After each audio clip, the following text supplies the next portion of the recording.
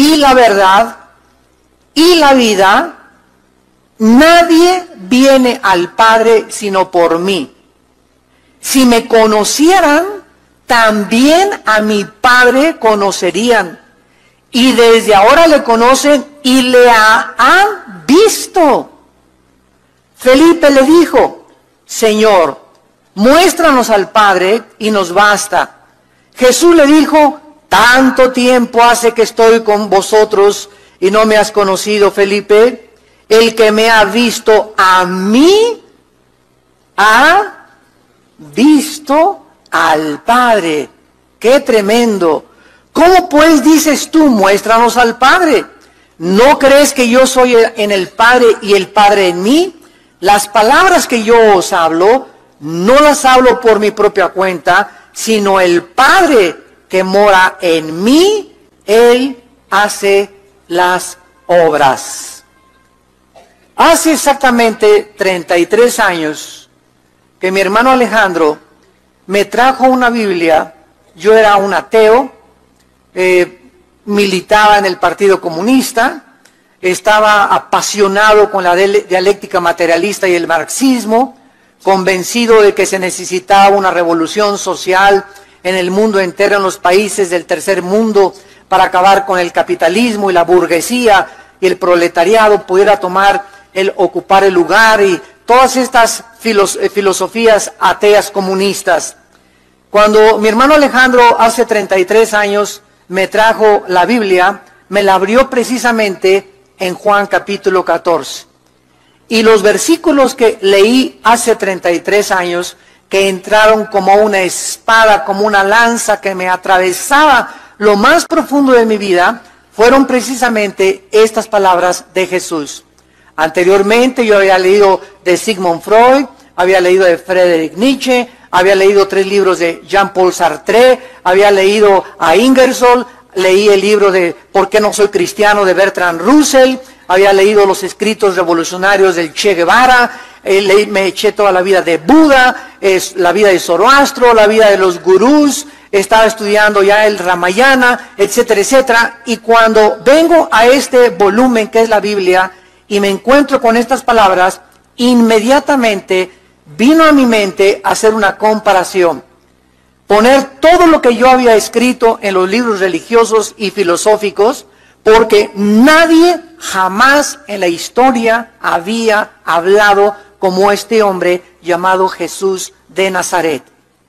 Cuando él dice que nadie va al Padre si no es a través de él, es una declaración para el mundo intolerante. ¿Cómo que, como dicen los cristianos y me han dicho en los debates, cómo dicen ustedes son intolerantes, nos tachan de esta manera, que nada más hay un solo camino? Al mundo no le gusta esto, porque es una declaración radical. Dice Jesús que no hay ningún otro camino más que Él. Y esta es la razón por la cual Él bajó a este mundo para decirnos lo siguiente: ¿saben una cosa? Ustedes los seres humanos no van a inventar la manera de llegar al cielo. Ustedes no van a establecer los términos porque ustedes no son dioses. Es mi Padre el que ha determinado la manera como nosotros debemos entrar arriba al cielo. Así que yo vengo a decirles a ustedes que mi Padre en su soberanía y en su sabiduría ha determinado que yo baje en forma humana y les diga que nadie va a poder entrar al cielo si antes no viene a mí. Así que si tú quieres conocer a Dios, no lo vas a conocer en un viaje de peyote, ni de hongos alucinantes, ni en un viaje de LSD, ni a través de la meditación del budismo zen, ni a través de yéndote al Himalaya, ni buscando como Buda, vendiendo todo y buscando la razón del sufrimiento en el mundo. La razón por la cual tú vas a encontrar a Dios es porque primero tienes que encontrar a Jesucristo. Porque para poder conectarnos con Dios y conocer al Padre arriba de Jesús, antes tenemos que estar en Cristo. Porque esta es la forma como Dios lo diseñó. Por eso Él es el que muere en la cruz, y al entrar Él a nuestra vida en la forma espiritual, Él comienza a abrirnos el entendimiento para hacernos comprender la Biblia y entrar a una relación personal con Él, porque el cristianismo no es una religión, no es un organismo. El cristianismo no son preceptos, no son conceptos filosóficos, religiosos, no son dogmas. El cristianismo es una relación personal, viva, dinámica con el Hijo de Dios. Tú puedes ser católico, protestante, testigo de Jehová, mormón, etcétera, etcétera, la religión que tú me quieras mencionar. Todas las religiones las inventamos nosotros los hombres, porque traemos la imagen y semejanza de Dios y tenemos de alguna forma que tratar de comunicarnos con el Creador. Él baja, Dios, al mundo y nos muestra a través de su Hijo cuál es el camino y cómo podemos conocerlo. Si Dios no hubiera bajado al mundo, el hombre nunca hubiera alcanzado a Dios, porque sus pensamientos no son nuestros pensamientos, sus caminos no son nuestros caminos. La historia está llena de hombres que han clamado decir que eran dioses, que venían de Dios o que traían un mensaje de Dios. Entre estos se encuentran los Césares romanos, que ordenaron que les adoraran como dioses. Mahoma, Sócrates, Confucio, el Dalai Lama, que le dijo al Papa Juan Pablo II en los 90 que él era Dios. Sai Baba, Lao Tse, etcétera, etcétera. Por el otro lado, muchos filósofos, principalmente los del siglo XX, como Bertrand Russell, Friedrich Nietzsche, Jean-Paul Sartre, Carlos Sagan, Richard Dawkins, Christopher Hitchens, Sam Harris, afirman simplemente que la vida no tiene ningún propósito, más que alguno que tú puedas encontrar dentro de ti mismo.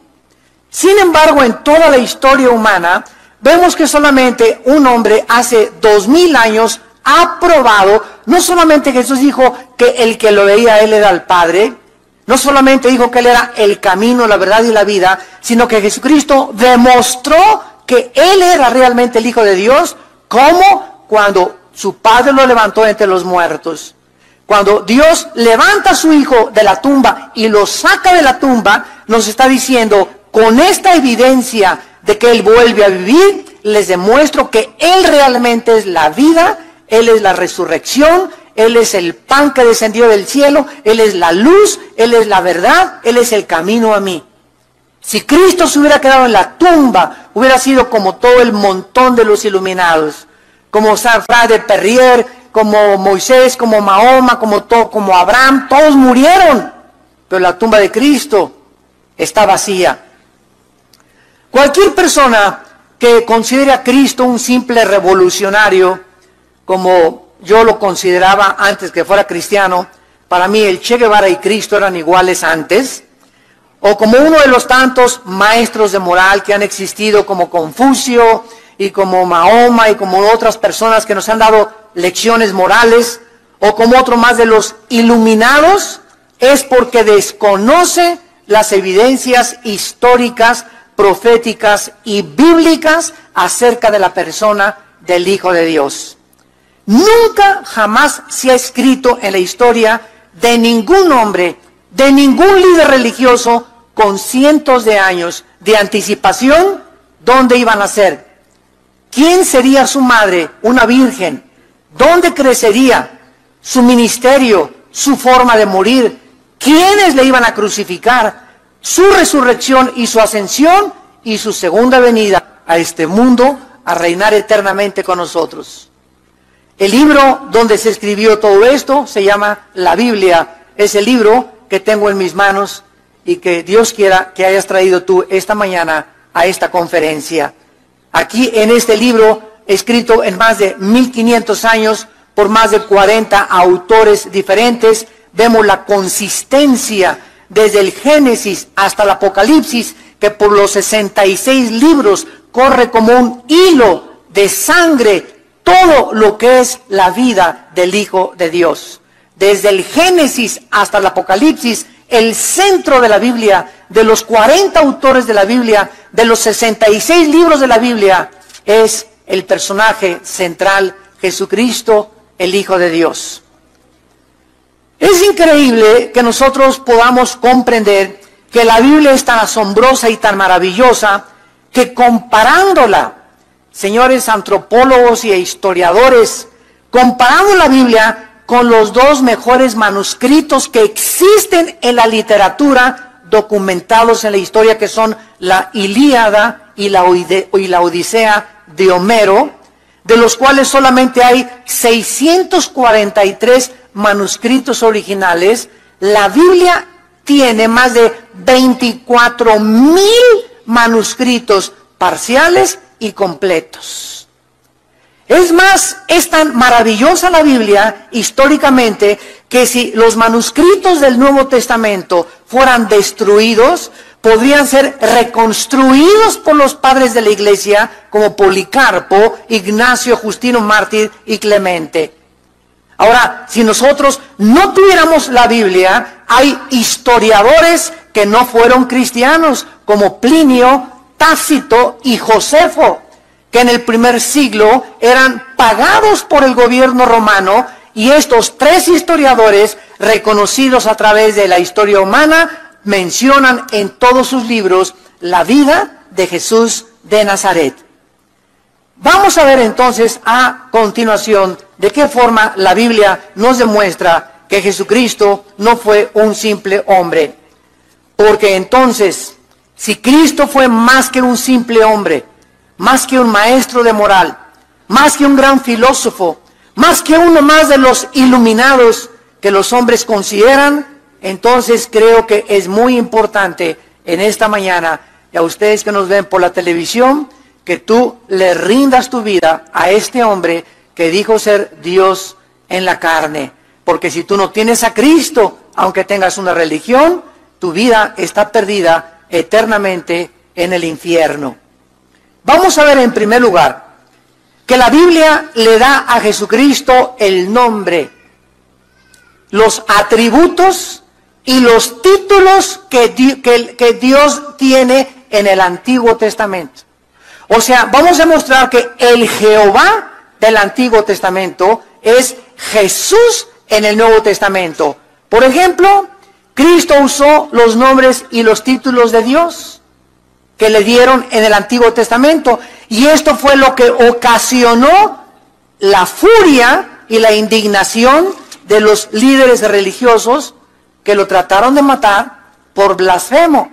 Dice en Juan 5, versículo 18, que cuando Cristo comenzó a hacer aseveraciones sobrenaturales de su deidad, dice Juan 5, 18, los judíos procuraban aún más matarle, porque no solo quebrantaba el día de reposo, sino que también decía que Dios era su Padre, haciéndose igual a Dios.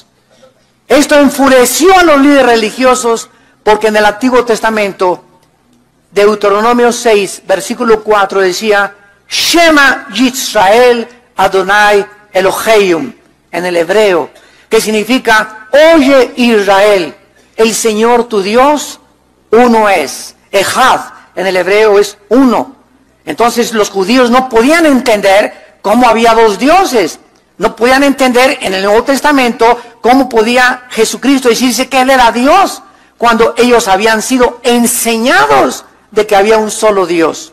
Entonces nos damos cuenta que los hombres en el Antiguo Testamento, cuando Cristo vino, se creían con un intelecto absolutamente grande y que podían dominar todos los conceptos filosóficos que existían. Y lo mismo pasa con nosotros también.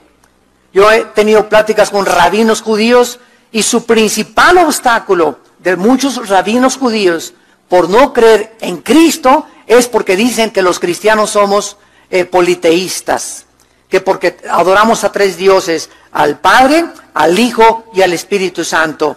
Sin embargo, es muy importante que ellos hablen de esta manera sin criticarlos por ignorancia, porque los pensamientos de Dios trascienden nuestros pensamientos y no son tres dioses, es un solo Dios manifestado en tres personas.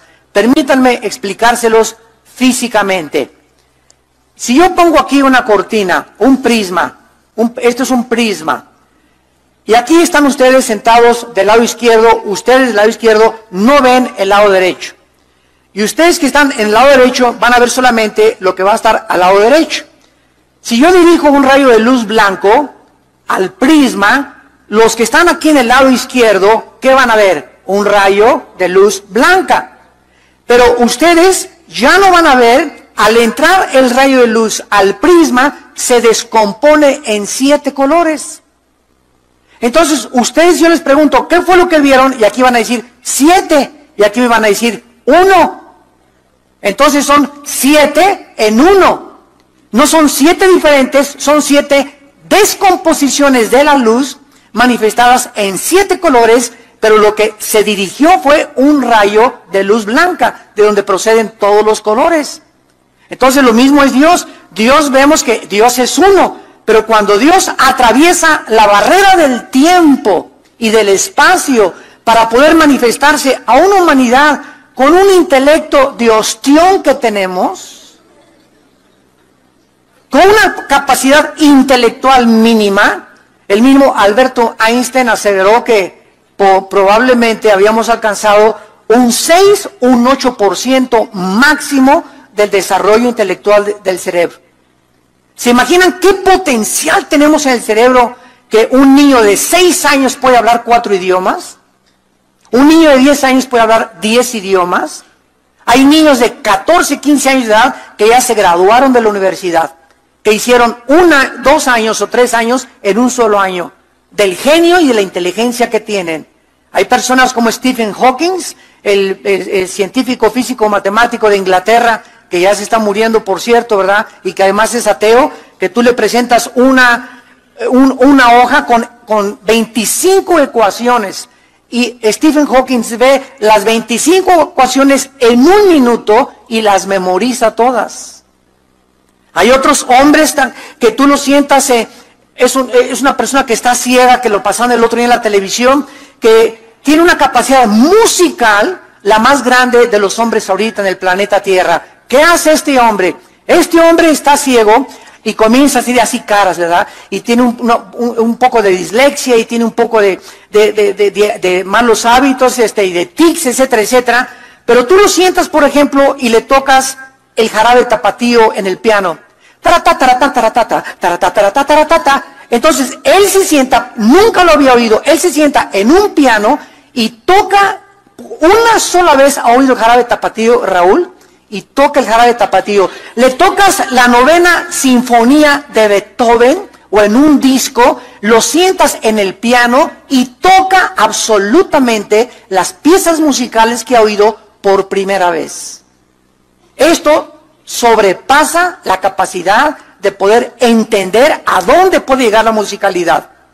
Si tú tuvieras 5 hijos y el primero nació con gonorrea, el otro nació ciego, el tercero nació sordo, el cuarto nació con enfermedades venéreas y la madre está embarazada del 5.º hijo, ¿qué le aconsejarías a la madre? ¿Que tuviera o que no tuviera el hijo? Casi todos le dirían, oye, con esos antecedentes mejor no tengas nada. Escuchen, si esa madre no hubiera tenido al 5.º hijo, no hubiera nacido el más grande compositor musical de la historia, Ludwig van Beethoven. ¿Quiénes somos nosotros? Nos preguntamos, pero no hemos descubierto que lo que más expande nuestra mente para comprender a Dios, escúchenme con mucho cuidado, santos de Dios, es la memorización de la Biblia. Los cristianos que no memorizan 2, 3 versículos diarios, que puedo pasar aquí y no saben ni el Salmo 23 de memoria, ya sería el colmo de los colmos. Si no saben ni el Salmo 91 de memoria, no puedes citar más que Juan, de tal manera Dios al mundo que ha dado su Hijo unigénito, es el único que te sabes. El cristiano que no ejercita la memoria, que es el cerebro que comienza a expandirse, es como un globo, mientras más guardas, más se hace grande, más se hace grande, más se hace grande. Es lógico que al expandirse el cerebro, al memorizar la palabra, más comprensión y discernimiento espiritual tienes. ¿Por qué creen que Dios le dijo a Josué en Josué 1, 8 y 9, día y noche guarda este libro de la ley? ¿Cómo puedes guardarlo si no lo memorizas? Si no estás con el hábito bendito de memorizar 2, 3 versículos diarios, nunca tu mente se va a expandir. Vas a tener una comprensión muy limitada. No vas a salir de San Juan. No entiendes las cosas de Apocalipsis, no entiendes las cosas de Ezequiel, no entiendes la predestinación, como dicen muchos muchachos. Explíqueme la predestinación y explíqueme por qué Dios es misericordioso y ciertas cosas. Quieren respuestas, pero no quieren pagar el precio, porque las cosas de Dios se revelan por el Espíritu.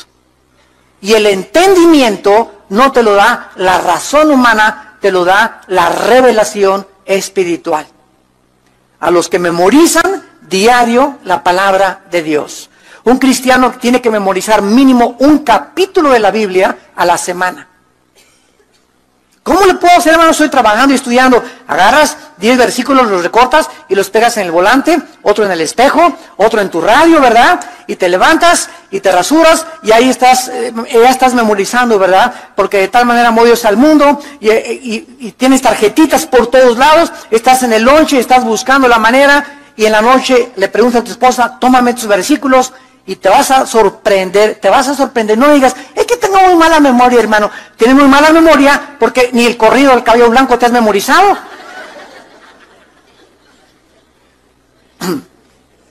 Muy bien.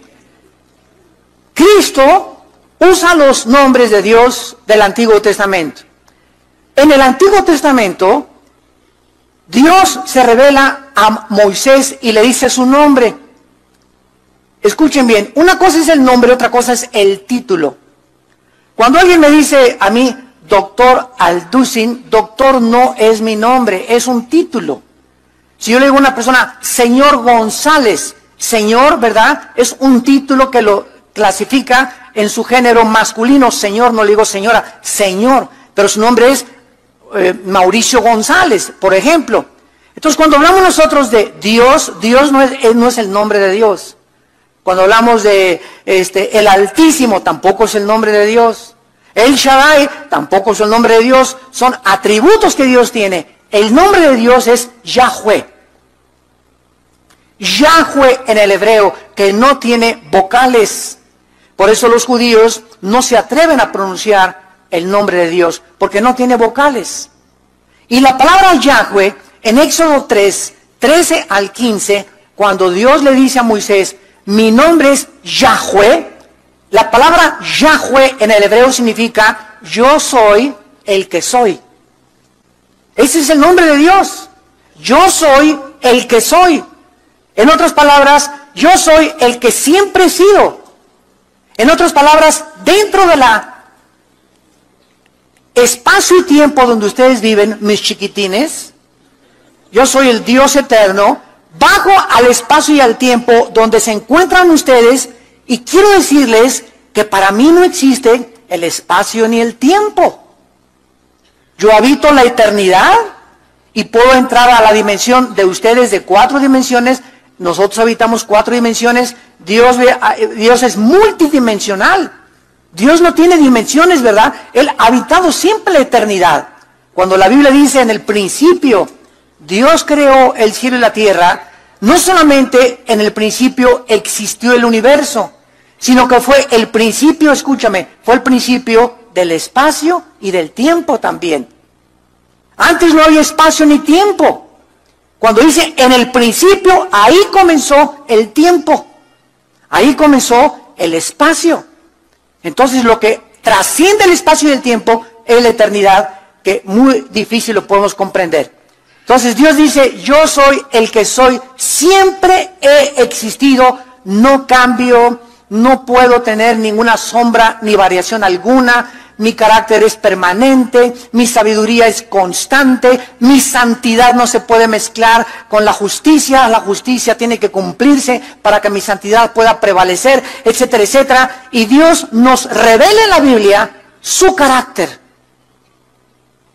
Y este carácter de Dios es el que tenemos nosotros que conocer. Esta es la vida eterna, que te conozcan a ti, al único Dios vivo y verdadero. Juan 17:4. La vida eterna es conocer a Dios. el carácter de Dios. ¿Por qué hace lo que hace? ¿Por qué permite lo que permite? ¿Cuáles son sus razones sabias escondidas detrás de no cometerás adulterio, no cometerás inmoralidad? Jóvenes, no se dejen manosear por sus novios, no vivan en amaciato con su pareja. ¿Cuál es la sabiduría detrás de estos mandamientos tan profundos que, oye, me está negando placer Dios? No, al contrario, detrás de cada orden de Dios, detrás de cada mandamiento de Dios, se encuentra la sabiduría de Dios. Dios nos ama tanto que nos quiere cuidar, nos quiere proteger, quiere que nos vaya bien en la vida, quiere que prosperes, quiere que triunfes en tu matrimonio, que tengas sabiduría para guiar a tus hijos, para que tu negocio prospere y tú lo sigas bendiciendo con las entradas de tu negocio y sigas bendiciendo su reino. El que no escatimó a su Hijo, ¿cómo no nos dará todas las cosas si nosotros vivimos y caminamos en santidad? Pero el ser humano no entiende esto y cree que el pecado te ofrece un dulce, 2 dulces, 3 dulces. Y aquí está Dios con una bolsa llena de dulces. Si supieras que son migajas el placer que estás experimentando comparado con las abundantes riquezas y bendiciones que Dios quiere derramar sobre tu vida, sobre tu matrimonio, sobre tu familia, sobre tu trabajo, sobre tus hijos. Si tan solo supiéramos cuánto nos ama Dios.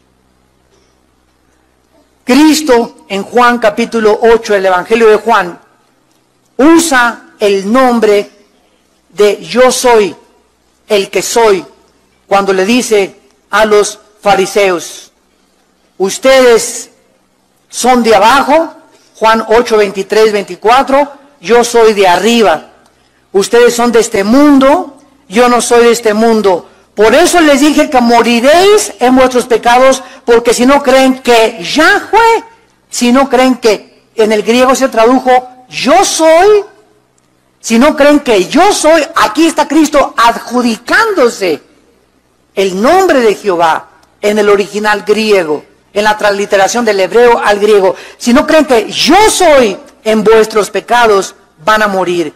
Ahí mismo en el versículo 57 y 58, dice la Biblia que entonces le dijeron los judíos, aún no tienes 50 años y has visto a Abraham.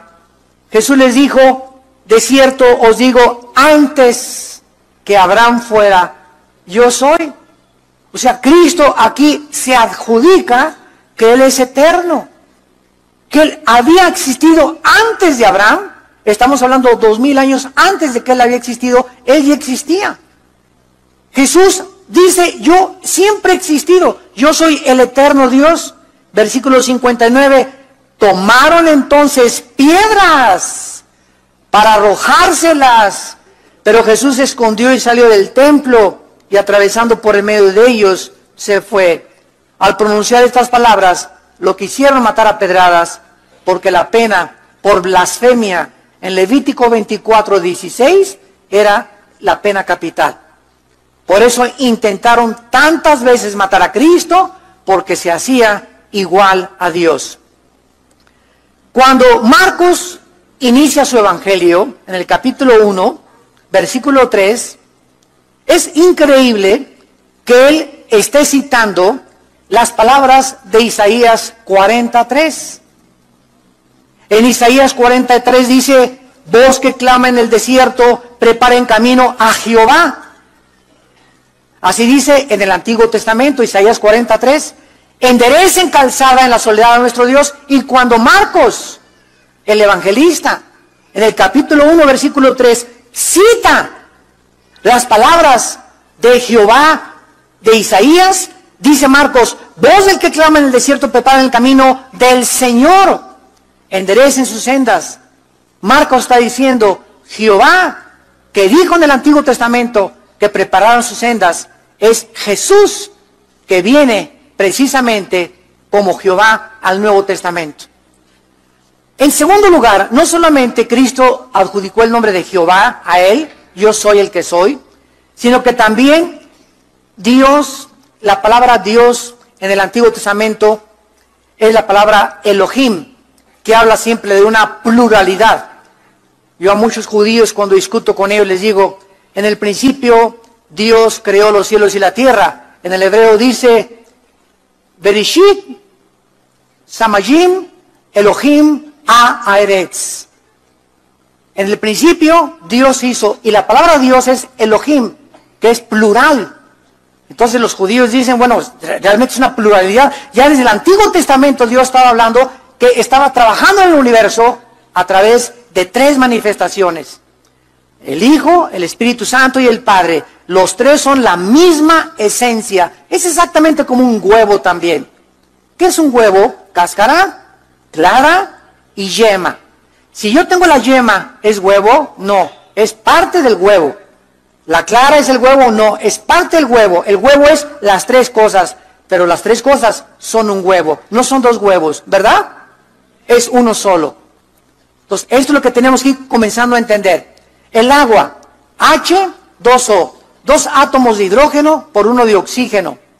Cuando el agua es líquida, ¿es H2O? Cuando el agua es hielo, ¿es H2O? ¿Y cuando el agua es vapor? Bueno, aquí tenemos una fórmula química, H2O, manifestada en 3 estados, líquido, sólido y gaseoso. Pero en los 3 estados es la misma esencia, mantiene la misma composición química. No son 3 estados manifestados diferentes, es la misma agua en 3 estados. ¿Me van siguiendo? Para que vayas comprendiendo un poco a poco, ¿verdad? En nuestra limitada comprensión, la Trinidad. No son 3 dioses, es la misma esencia de Dios manifestada en 3 personas. Es un solo Dios en 3 personas. En el Nuevo Testamento, en Hebreos 1:8, bajo la cultura judía, repito, existía un solo Dios.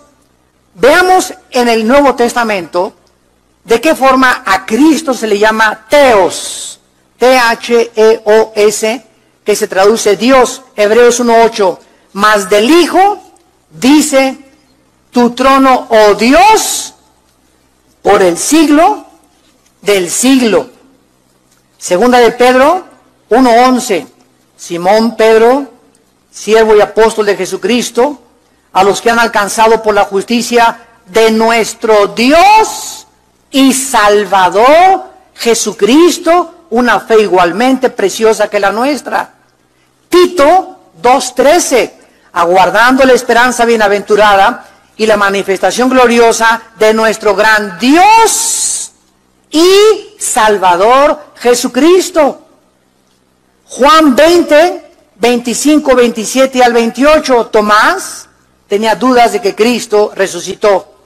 Pero cuando se le aparece Jesús en Juan 20, 27 y 28, le dice Jesús, pon tu mano en mis manos, mete tu mano en mi costado, toma y voy. Y no seas incrédulo, sino cree. Y entonces Tomás le dice a Jesús, mi Señor y mi Dios. Y Cristo acepta el título de Dios por uno de sus discípulos. En Isaías capítulo 9, versículo 6, cuando se profetiza la venida de Cristo, vean los títulos que el Espíritu Santo usa para Jesucristo. Isaías 9:6, porque un niño nos es nacido, hijo nos es dado, el principado sobre su hombro, y se llamará su nombre admirable. Qué chistoso que la palabra admirable en el hebreo es Pelé. Como el jugador de fútbol, Pelé, ¿verdad? Edson dos Santos de nacimiento, Pelé es la palabra admirable, y realmente es el hombre que más admirado dentro del fútbol al mundo entero. Su nombre será Pelé, admirable, consejero, Dios fuerte, Padre eterno, príncipe de paz. Se está profetizando que el Mesías sería llamado Dios fuerte, Padre eterno, sería el Padre el que bajara, pero como a Dios no le ha visto el Padre, Él tenía que tomar una forma humana para poder manifestarse a nosotros y que pudiéramos admirar en la vida de Cristo. ¿Quién quiere saber cómo es Dios? Ve a Jesucristo. ¿Quién quiere saber cómo habla Dios? Escucha lo que Cristo habló. ¿Quién quiere conocer el corazón de Dios? Lee los evangelios y ve lo que Jesús hizo. Todo lo que Jesús hizo, todo lo que Él habló, todo lo que Él obró, era el Padre trabajando en su vida. Él no actuó nunca por su propia voluntad. Cuando Cristo sanaba a alguien, no era Cristo el que sanaba, era el Padre a través de Él. Cuando Cristo echaba demonios, no los estaba echando Cristo, lo estaba echando el Espíritu del Padre a través de Él. Él negó usar sus poderes. El diablo le dijo, convierte esas piedras en pan, o sea, actúa sin tu Padre. Independízate de tu Padre y come y no te mueras de hambre. Y Cristo no venía a actuar con sus poderes, renunció a sus poderes, a las prerrogativas de sus poderes, sin perder su divinidad, pero se negó a actuar independientemente del Padre. Y esto es precisamente lo que es un cristiano. El diablo me dice, actúa en la carne. Haz esto, dale de comer a tu carne, actúa de esta manera, véngate de esta persona. Y veo la voz del Padre que me dice, mi venganza es mía, no te vengues. No ves esa mujer, no es tu esposa, me dice Dios. Entonces comenzamos a ser dominados por el Espíritu de Dios. Los mandamientos de Dios habitan en nuestro corazón y comenzamos a actuar, a ver, a hablar exactamente lo que el Padre quiere que veamos, hablemos y actuemos. En Gálatas 2:20 el apóstol lo dice con estas palabras, con Cristo estoy juntamente crucificado. Y ya no vivo yo. Ya estoy muerto en la cruz.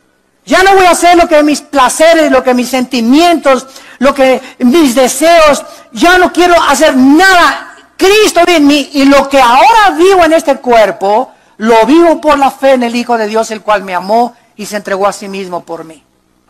Ya no vivas para ti. Crucifica tu ego. Muere a ti mismo. Porque si el grano de trigo no cae a la tierra y muere, no va a llevar fruto. Nunca vas a producir nada. Para poder producir fruto, hay que morir a nuestro ego. A mis intereses. A mi agenda personal. A lo que a mí me satisface. Decía hace poco el doctor James Dobson, un gran psicólogo en Estados Unidos cristiano, que más del 85%, cuando van a consejería, el más del 85%, ella o él dicen lo siguiente: ¿por qué se quiere divorciar, señora fulana de tal? Porque no me hace feliz. ¿Por qué se quiere divorciar, señor Juan Camaney? Porque ella no me hace feliz. Estamos buscando que alguien nos haga felices en lugar de nosotros tratar de hacer felices a la persona con la que tú vives. Pues voy a otra iglesia porque en esta iglesia no me aman. Nadie me saludó y nadie me abrazó. Tú no vienes a la iglesia a que te amen. No vienes a buscar quien tenga misericordia. No vienes a buscar quien ore por ti. No vienes a buscar quien te abrace a ti. Vienes a la iglesia a buscar a quién puedes tú amar. ¿A quién puedes tú abrazar? ¿A quién puedes tú orar? Sí, tengo muchos problemas y llego a la iglesia cargado, hermano, de problemas. Olvídate de todos tus problemas y no me olvido de mí mismo, me olvido de mi ego y voy a buscar a quién poder amar y a quién poder ayudar. Y cuando tú haces eso, cuando te sales de ti y de tus intereses, es cuando viene un poder sobrenatural sobre tu vida que te da una paz que sobrepasa todo entendimiento y entiendes por primera vez lo que es vivir para Cristo.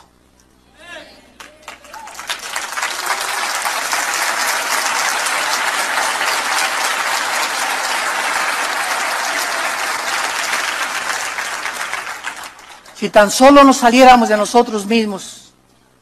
¿Cuántas veces me he cansado de contarles el gran ejemplo de la Madre Teresa de Calcuta, la viejita monjita? Ahí en el desayuno les compartí este testimonio también. Ahí está en Nueva York, la viejita, la chaparrita fea con cara de nuez y con cara de, ¿verdad? Lo que tú quieras, lo más feo que hay posible, chaparrita, así toda narizona, toda así. Y le dicen los periodistas, oiga, señora Madre Teresa, quédese aquí en Nueva York, aquí puede tener usted un buen hospital y aire acondicionado y le podemos hablar todo. No tiene usted por qué irse allá a la pobreza, a la insalubridad de la India, etcétera, etcétera. Aquí puede usted ser feliz. Y se voltea a la Madre Teresa y les dice a los periodistas, antes de subirse al avión de regreso a Calcuta con sus leprosos: señores periodistas, he descubierto hace muchos años que la comodidad para vivir, los placeres de la vida, la popularidad, la fama, no pueden dar la verdadera felicidad. He descubierto desde que vivo para mis leprosos que realmente ahí se encuentra el secreto de la felicidad. Vivir para los demás. Vivir para los demás. Y Jesucristo nos dejó ejemplo para que sigamos sus pisadas. Él no estimó el ser igual a Dios como cosa que aferrarse, Filipenses 2:8 en adelante, sino que se despojó de sus poderes y bajó a nacer en un pesebre. Sin anestesiólogo, sin sábanas, sin alcohol, sin ninguna cosa que pudiera ayudarlo a infecciones, sin una porra, sin orquesta, sin nadie, con vacas y con becerros. El creador, el juez, el sustentador del universo, el que con su palabra dijo que sea el universo, baja a nacer en un pesebre. ¿Por qué hizo Dios eso? Para destruir nuestra sabiduría, para enloquecer el entendimiento de los entendidos. Porque Dios es un Dios humilde para decirnos, aquí se encuentra la felicidad. No es en que nazcas en buen hospital, no es en que tengas padres millonarios, no es en que te hagas dinero, porque la vida del hombre no consiste en la abundancia de los bienes materiales que tiene. La felicidad se encuentra en la humildad, en estar contento con lo que tienes, en vivir para Dios y buscar a quién ayudar, por quién orar, por quién llorar, a quién abrazar. Y eso es lo que es el matrimonio. Dos seres egoístas, uno quiere que la haga feliz, ella quiere que lo haga feliz, truenan. Comienzan las chispas. La causa de los divorcios es precisamente esto, ¿verdad? Que cada quien quiere vivir su vida. Tú no me haces esto, tú tampoco me haces esto. Están buscando lo de ellos. El matrimonio es para maduros. Para una mujer y para un hombre que han entendido que se van a juntar para buscar el uno al otro, a hacer feliz al otro. Pues yo la quiero hacer feliz, pero ella no me hace feliz. Es problema de Dios, tú síguela haciendo feliz. Síguele abriendo la puerta del coche, síguele dando rosas, síguela bendiciendo, síguele diciendo que la amas. Y si ella te dice, ¿te recuerdas al 10 de mayo? Déjala que se encargue a Dios. Es problema de ella. Cristo no estuvo en la cruz, ¿verdad? ¿Me aman? No, si tú eres el Hijo de Dios, desclávate tú. Sí, pues para la ahorita que me baje.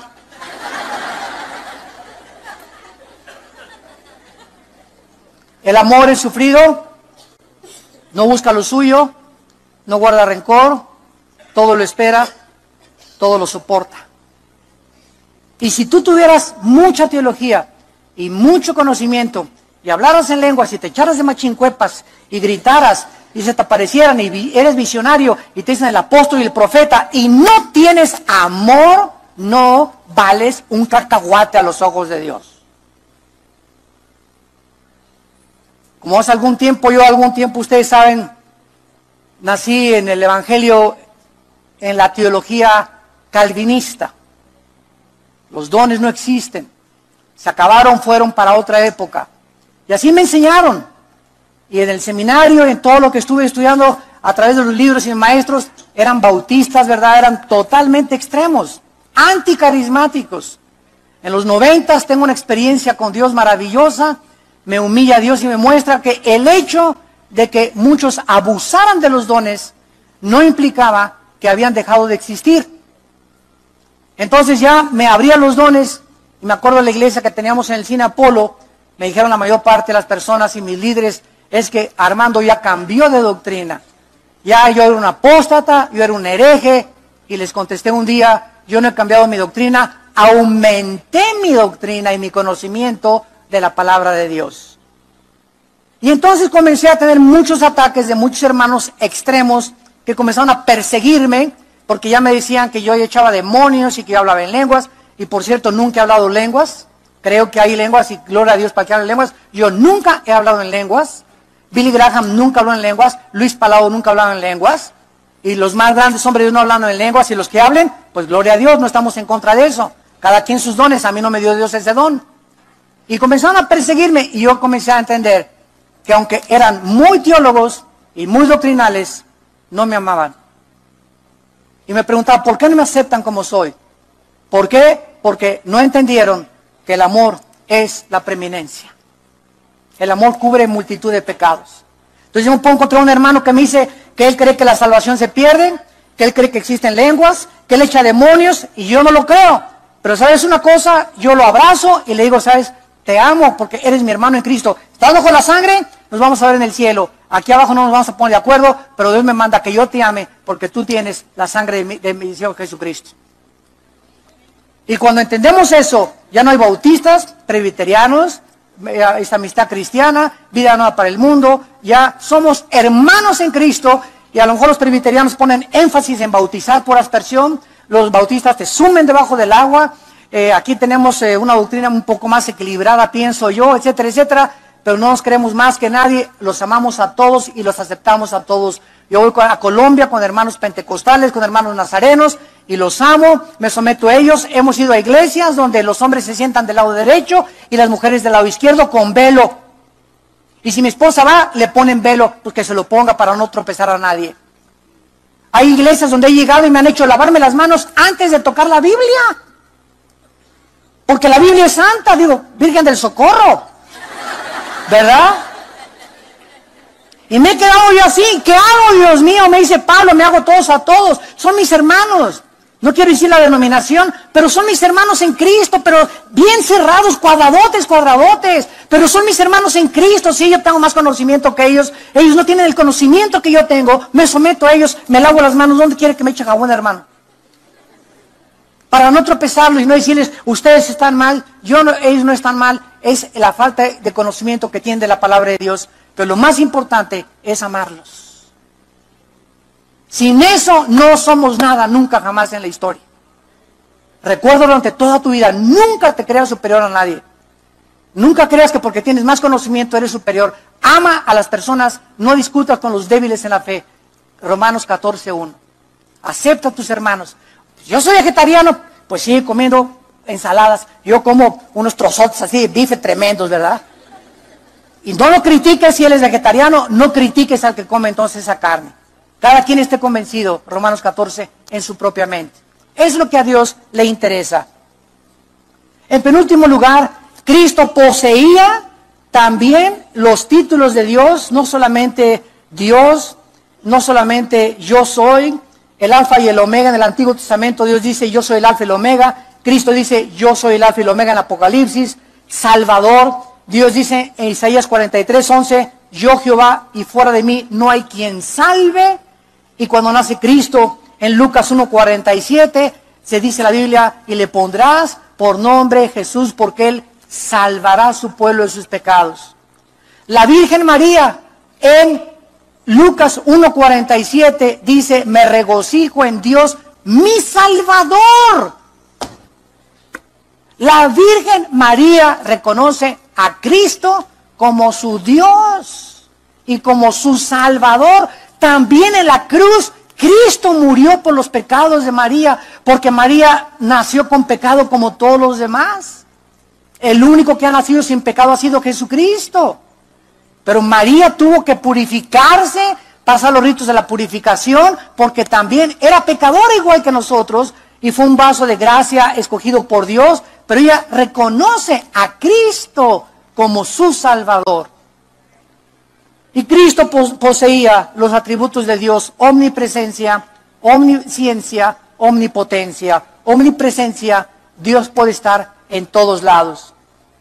En Mateo 28:20, Cristo dice, estoy con ustedes todos los días hasta el fin del mundo. O sea, Cristo está con nosotros ahorita, ¿verdad? Y está también en la iglesia pentecostal, y está en la presbiteriana, y está en la nazarena, y están los que están ahorita en Chapultepec orando, ahí está con ellos también. ¿Cómo puede estar Cristo con tantos lugares en Italia, aquí en la Marquesa, en Estados Unidos, en Alaska? ¿Cómo puede estar al mismo tiempo en tantos lugares? Porque Él es omnipresente. Solo Dios es omnipresente. En segundo lugar, Cristo, dice la Biblia, que también, igual que al Padre, poseía la omnisciencia. Significa todo lo sabe. Omni, todo, ciencia, conocimiento. En el Salmo 139 dice la Biblia claramente acerca de la omnisciencia de Dios. Salmo 139. Oh Jehová, tú me has examinado y conocido, Tú has conocido mi sentarme y mi levantarme, has entendido desde lejos mis pensamientos. Conoces mi andar y mi reposo, y todos mis caminos te son conocidos. Es increíble que cuando tú entraste hoy en la mañana aquí a este lugar, tú no sabías dónde te ibas a sentar. Y cuando tú entraste a este lugar, Dios sabía que te ibas a sentar ahí, ahí, ahí, ahí y ahí. Y la persona que te puso junto, la puso Dios a propósito. Cuando vas en un avión y compras un boleto, yo no sé quién me va a tocar junto a mí, pero está en el programa de Dios. Ahorita cuando termine este servicio, tú te vas a levantar y no sabes exactamente si en 5 minutos o en 6 minutos. Dios sabe en el minuto y el segundo en que te vas a levantar de tu silla, de cada uno de ustedes. Dios sabe cuántos pelos tiene ese pelón, cuántos pelos tiene aquel, cuántos tiene aquel barbón, cuántos tiene... Dios sabe cuántos pelos tenemos cada uno.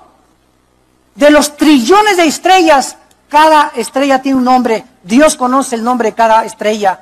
Y dice la Biblia en Colosenses 2:3, en Cristo están encerrados todos los secretos de la sabiduría y del conocimiento. Padre, te damos gracias en esta mañana por tu palabra. Gracias, Señor Jesús, porque te adoramos como Dios, porque tú eres Dios en la carne.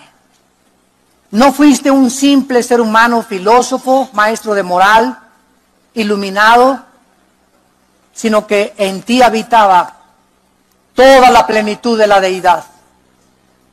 Porque por ti fueron creadas todas las cosas, las que están en los cielos y la tierra, Señor Jesús, y nada de lo que ha sido hecho fue hecho sin Jesús, porque Él era también el Creador.